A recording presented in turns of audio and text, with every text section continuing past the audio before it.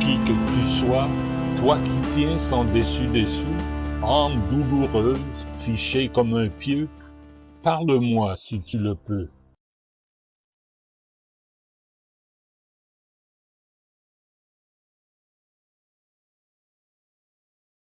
Qui es-tu, toi qui es là debout?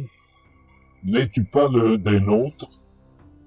Et cette multitude qui t'entoure, n'est-elle pas ton troupeau, et que tu as d'un poison divin sauvé de leur vie misérable, pour les rapprocher de ton Dieu, qui est aussi le mien?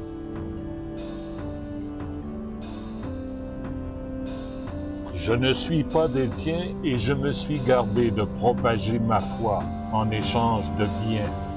Je me contente de m'indigner de la crédulité sans en tirer aucun profit.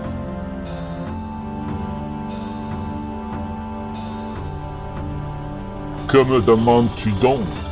Si tant il t'importe de savoir qui je suis, que tu as pour cela descendu cette paroi, sache que je me fis pasteur, sans avoir revêtu la robe du pasteur, et que ma carrière me destinait à porter une autre robe, et qu'étant si éloquent, celle-ci m'apparut plus lucrative. Ainsi, je fus si cupide que j'ai mis en bourse là-haut des richesses et ici moi-même.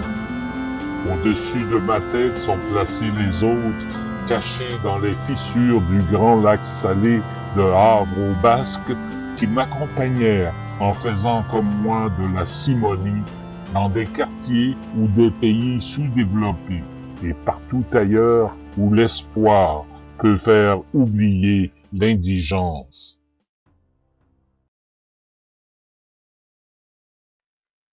Et, dis-moi donc, quel trésor exigea notre Seigneur de Saint-Pierre avant de mettre les clés en son pouvoir? Certes, il ne lui demanda rien, sinon « Suis-moi ». Ni Pierre ni les autres ne prirent à Matthias de l'or ou de l'argent. Prends-en donc ton parti, car tu es justement puni, et garde bien la monnaie mal gagnée qui t'a rendu si hardi à usurper des pouvoirs cléricales. Je ne saurais me servir de paroles trop dures pour décrire votre avarice qui afflige le monde, abusant des fidèles trop crédules et qui sont trop naïfs pour éviter de vous croire, et qui vous engraissent à vous entendre leur répéter que ce qu'ils veulent entendre.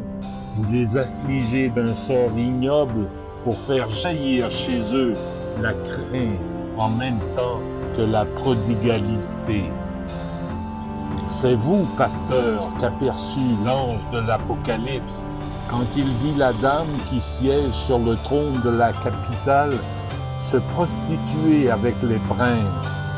Quelle différence il y a entre vous qui adorez l'or et l'idolâtre qui adore le veau d'or?